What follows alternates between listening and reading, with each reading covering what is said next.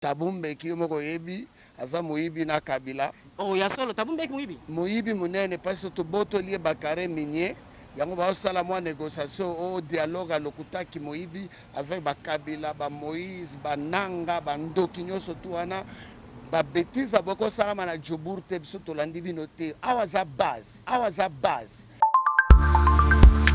négociation biso ba congolais to ndima négociation o ezo sala mana chef de l'état son excellence Antoine Félix Tshisekedi Tshilombo. C'est lui le garant de la nation, c'est lui qui peut engager la nation o akosala négociation ou nyoso tout dialogue ba obenga wana to que bato ba saba vampire tala sika ba osala dialogue na bango est-ce bato ba femme na koto na kata samba soki c'est loko na kimia quand même. non eloko peuple ça coûte sika peuple sali. Et si le peuple a sali, tout le monde a ma conférence, c'est que c'est sur la dialogue. Et ça, le peuple a sali, on a de près. Oui, comme il y a combattant, c'est-à-dire que le dialogue intérieur à peuple était. Et ça, l'intérieur à Biyebi. Tabou Meki, c'est un voleur. C'est un voleur Kabila. Rwandais Kabila. Kagame Rwandais. Alors, là, Mouto peut te souvenir, on va saluer le repas à Félix, on te souvenir à Jean-Marc Kaboun. À Zolo, Félix a pu me lier visa. Est-ce que Félix a ça à l'ambassade d'Afrique du Sud?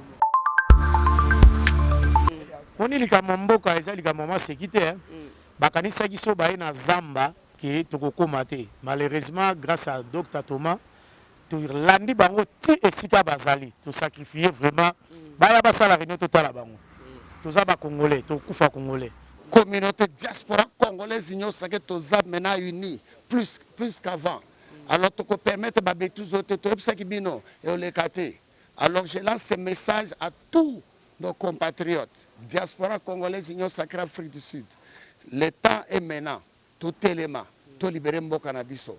Enough is enough. Des gens qui ont tué nos frères et sœurs, des gens qui veulent vendre notre pays, nous disons absolument non. Non, non, non, non, non, non.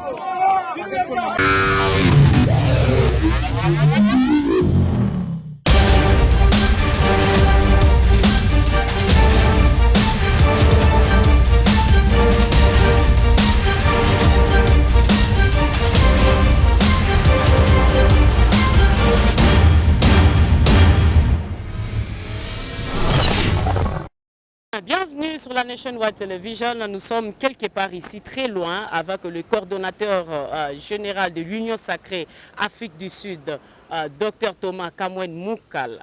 Il est là avec toute l'équipe de l'Union Sacrée. Il va nous expliquer pourquoi nous sommes ici, parce que nous ne sommes pas mieux placés de vous dire pourquoi nous sommes ici. Nous sommes quelque part très loin dans la brousse. Héritier Mathilde va nous aider, vous allez voir les images. Nous sommes vraiment très loin. Alors je vais poser quelques questions au pasteur. Il va nous dire pourquoi nous sommes ici. Bonjour pasteur. Bonjour, bonjour, maire central. Comment vous allez? Kanda. Omemi biso musika to na zamba. To ebite to za wapi? Ezani? Boza na Mahalisberg na province mosusu ya musika sa 2 heures du temps ya Johannesburg to ekolanda ba ndoki oyo bazo sala dialogue intercongolais mais ba kimi biso ba congolais baza na zamba bakanisi to yate. Donc Tabumbeki moko yebi aza moyibi na Kabila. Oh ya solo Tabumbeki moyibi. Moyibi munene parce que to boto lié bakare minier. Yango ba osala mwa négociation au dialogue à lokutaki moyibi avec bakabila ba Moïse ba Nanga ba Ndoki nyonso tu wana ba bêtise aboko sala mana Djobour te biso to landi bino te awaza base. Djobour c'est la base ya ba diaspora nyonso tu.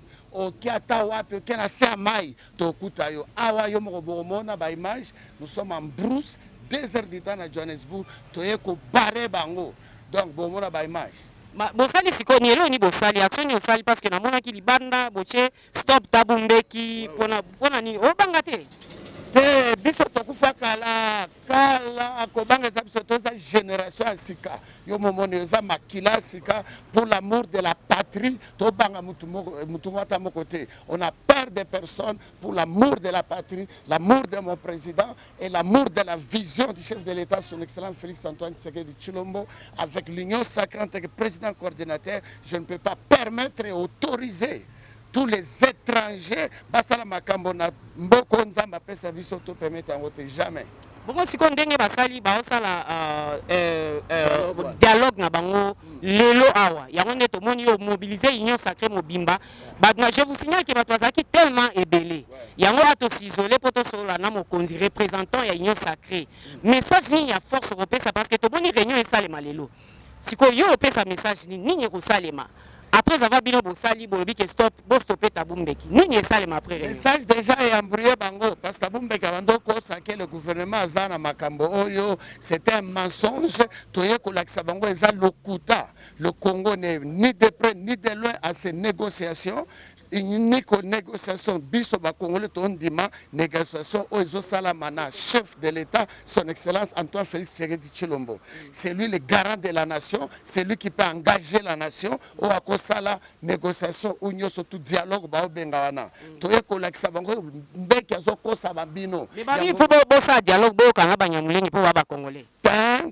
yo somona yo biso zara tika pesa kanda te lobi faut boyo kana bosola boki mosola po biso tozo boya kosolola te kosola biso kosalama na garant de la nation son excellence chef de l'état Félix Antoine Tshisekedi Tshilombo c'est très clair yango moni bakimi bayena zamba po anini batiki jobur batiki biso bosolola mamboka na biso mobokimi biso bapesi une invitation quand même non bapesi biso invitation te bapesi mutu ata moko te invitation Patrick Muyaya alobaki o azali ministre ya information alobaki keno bapesi bobo sola bobo chakimia te kimia bobo sola na mutu abomi so bakosekisa bato wana so tosololi bato babomi bakosekisa bango siko nzela oyo bino boolanda mpona baaméricain bazopostpone kaka estce bomonaki eza nzela wana eza mieke match eza bien match eza bien kotona match eza bien. Merci beaucoup, c'était là le coordonnateur général de l'Union sacrée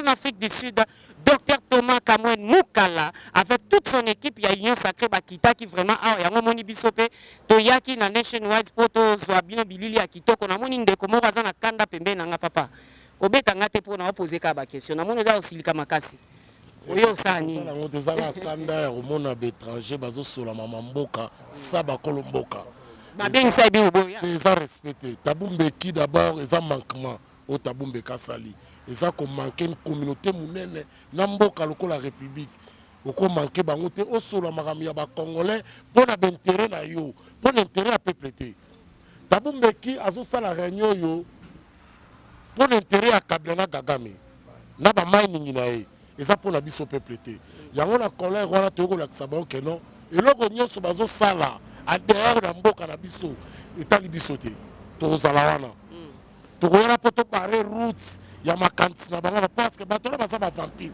tala esika baye osala dialogue na bango ese bato bafandaka koto na kati ya zamba soki eza eloko na kimia quand même non eloko ya peuple ezalaka kuta esika peuple azali esika peuple azali tomona baconférence eteli Tshisekedi ya kosola badialogue ezosala bapeuple aza oyo azolandela yango de près oyo ekomi ya kobatama c'est-à-dire eza dialogue intérêt ya peuple te eza na intérêt ya biyibi Thabo Mbeki c'est un voleur c'est un voleur Kabila rwandais Kabila Kagame rwandais alors na moto mpe tozobenga oyo basali ye lelo epai ya Félix oyo tozobenga Jean-Marc Kabund azolelaka Félix apimeli ye visa est ce que Félix asalaka na ambassade d'Afrique du Sud au moins que ça va manquement bato oyo basali eloko nyonso bosala esimba te tefala ata nzela makolo te ezosimba te fo batika bazoforce énergie baforce yango te au moins te toza bakimi Kabila kimi Moïse akimi po bayebi ke union sacrée ezokita sur le terrain na peuple na ye tout la mwisi ya sasa.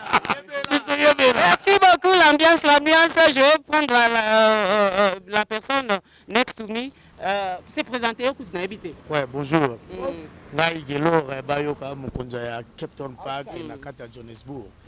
Oni likama mboka eza likama ma sécurité bakanisa kiso baye na zamba ke tokokoma te. Malheureusement grâce à Dr Thomas to landi bango ti esika bazali to sacrifier vraiment baya basala réunion totala bango. Toza ba congolais to kufa congolais. To tika jamais mabele na biso kende. Bongo so bobanga Thabo Mbeki te ka rotina bato balanda bino basala po bon tomoni una bo mobiliser fa bo tena ba nini ba bando ke no ba stopper Mbeki bobanga te vraiment papa eza makambo mboka eza hésité ke atinda batu er biso to défendre mboka na biso po basala biso mabe je ne pense pas ah eza mboka mundele oyo azosala ayebi ke ti toza awa toye kodéfendre makambo mabele na biso. Merci. Merci beaucoup.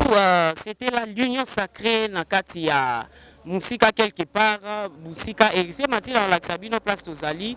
En tout cas, merci beaucoup pour mon anabili lindenge bayaki pour na forum oizo salema awa oyo ba pesa ki invitation na gouvernement et déclare pour lui que non mamambo kana biso bino mo boko la biso ba réunion te ya ngondo moni docteur Thomas Kamwen Mukala wazali coordonnateur général ya Union Sacrée Afrique du Sud a mobilisé ki Union Sacrée Mombalobi to kitakuna to esabango stop na tabombe ki mambo sala to lingi yango te donc peuple congolais mobimba bazala ki wa masse balobité Ndeki yazo représenter Union Sacrée mais azu peuple Union sa diaspora. Merci Ndeko pour na compléter nga donc leader azaka bongo et senga sangisa azaka leader à Union Sacrée mais leader ya batu nyonso. Un mot de la fin pour to silisa. Na lingi docteur opé sa message fort pour na peuple congolais pour batu ba hôtel mingi na Afrique du Sud oza penza élément o batu bazo targets babi ke so simbi makambu do mambo ekende bien. La fin dynamisme sikese bandi. Mopé Pasika. Makila yaba vrai Congolais. Mopé Pasika. Nous sommes des révolutionnaires. Donc permettre ma bêtise de sauter. Pas en Afrique du Sud, na Congo Koutouté. Communauté diaspora congolaise, union sacrée tozab maintenant unis plus qu'avant. Alors tu permettre ma bêtise de sauter. Alors je lance ce message à tous nos compatriotes. Diaspora congolaise, union sacrée Afrique du Sud. Le temps est maintenant. Tout élément. Tout libérer Mboka Nabiso. Enough is enough. Enough is enough. Merci beaucoup. Merci Nérité Mathilde à l'expression de l'esprit. Bolanda, image. Merci na assistance à Gisèle Tumba VIP et puis Gelor Bayoka. Bolanda ba image. Ok. Alors, on va autoriser Bisso.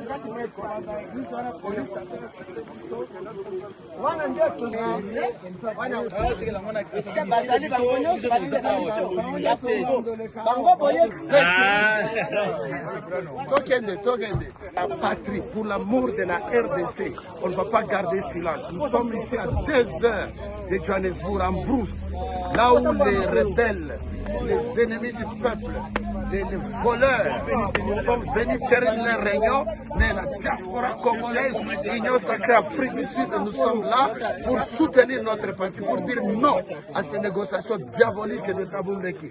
On descend au côté de ce qu'on a Kati. This is the Mount Grace Hotel Spa. You can see where there is a forum that's Tabumbeki. And the opposing of the government. Here, you've arrived at your destination. The destination's here. Okay. That's Mount Grace. Avec des Nanga, avec des Katumbi et les autres sont à l'intérieur ici pour venir vendre notre pays comme il avait fait en 2006. Cette fois-ci, ça ne va pas passer. Le peuple congolais sont là. Ils ont fui ici à 2 heures de Johannesburg, dans la brousse. Croyez que nous sommes là pour montrer au monde, à la communauté internationale, non, alors que des étrangers, des gens qui ont tué nos frères et sœurs, des gens qui veulent vendre notre pays, nous disons absolument non. Non, non, non, non, non, non, non.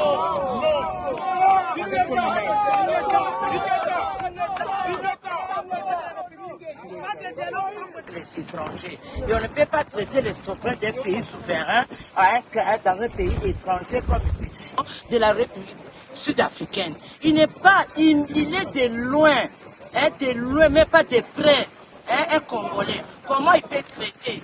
C'est une façon vraiment protéger notre souveraineté. Il faut vraiment se respecter les uns les autres. Nous sommes contre les Congolais avec notre président et entre les Congolais eux-mêmes. Pas des étrangers. Amen.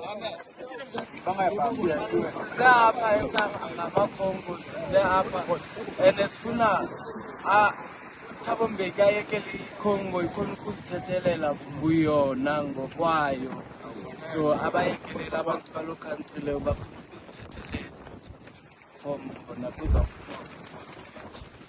iPhone Tabumbeki. Amakongo mani iPhone Tabumbeki. Amakongo abafuni Tabumbeki. Tabumbeki idoti. Yeah, I just want to ask Tabumbeki because I started to know Congo very well. Because Joseph Kabila he said that he made a mistake in 2009. Joseph Kabila said for Congolese that he made a mistake to put Barugaruga in his government. Now today he become the head, the president of Barugaruga. So Joseph, can you explain to us what you mean to say that you make all Barugaruga in your government and today you are the chief of those Barugaruga? That is the question that I was asking for Joseph Kabila. And I want to ask that Tabumbeki said that the Congolese, they hate Rwandese. But when I look in the government of Congo, we have more than 20 generals of Rwanda in the government of Congo. What Tabumbeki means to say that Congolese, they hate Rwanda people? Which other country that can found the generals from other countries in the strangers, the foreigners in the government of Congo. But in Congo, we have more than 99 generals who Tutsi in Congo because we have the Gasita, we have the General Masunzu, we have the Gisaro, we have those they call Mugini yetu mateso sura si tutabaki paka Congolais.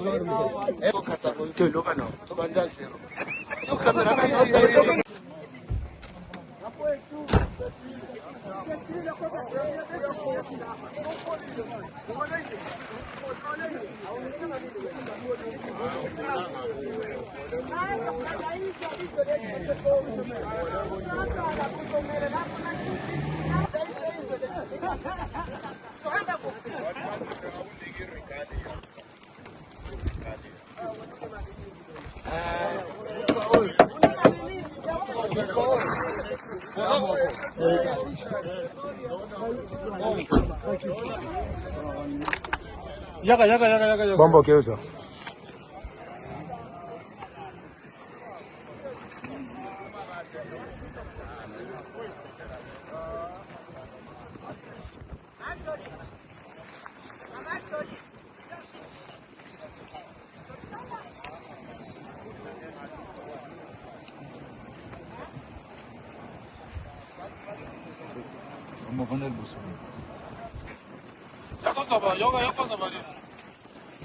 Bafufoko.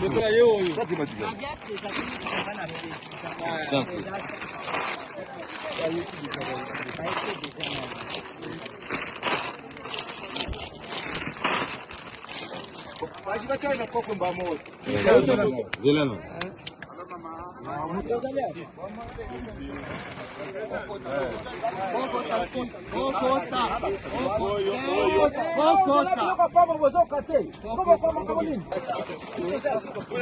Yasuka kuna combien?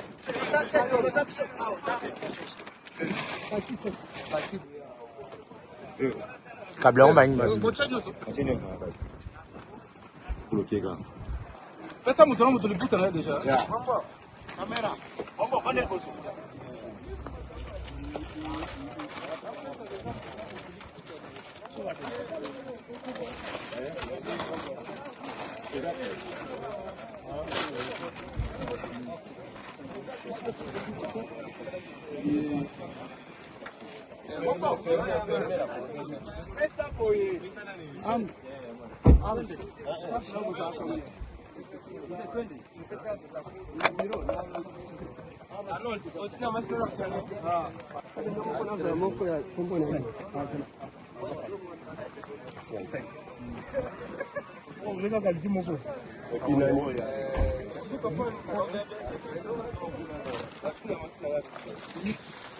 Kona la chaîne la plus suivie en Afrique ici. Am vidéo yango cadeau na bino. Oisa. Ça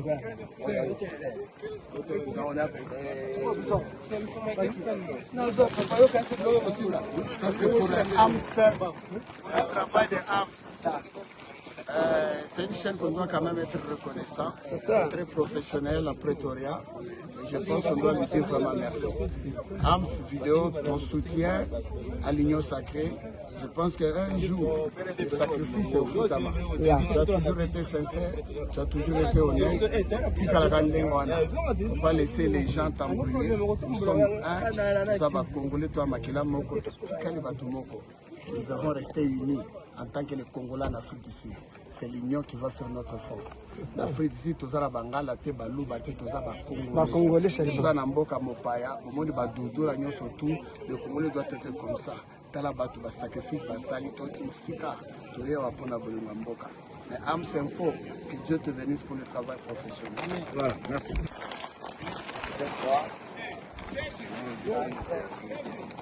5 pour tous les staffs de Ams Vidéo, tous les staffs, les lots, après ça t'a vu non pour l'amour du pays. From media. Where's your camera? The media. For the pro. Which media? This one. From SABC. Okay, yeah. We are here to say we need a peace in our country the way they are gathering. But we don't need a peace to take a foreign people to come and live in our country. I'll send you like a WhatsApp. When you go to our country, the magistrates, they are foreigners. Even to the military, all they are foreigners. So what we need to do, dialogue they are doing here. We must come in peace. He declined the invite. He declared the invite because he knows these people, the one they are here, they are the same people who one they are making Congo to suffer today. And the M23 is here. The M23 are exactly. Here. And they want to accept whatever M23 will oppose us. That's why we see. Thank you for a professional work. You've been amazing, you've been outstanding. We are so grateful the way you handle us today with professionalism. It will be at SABC. We say thank you to the SAPS. God bless you.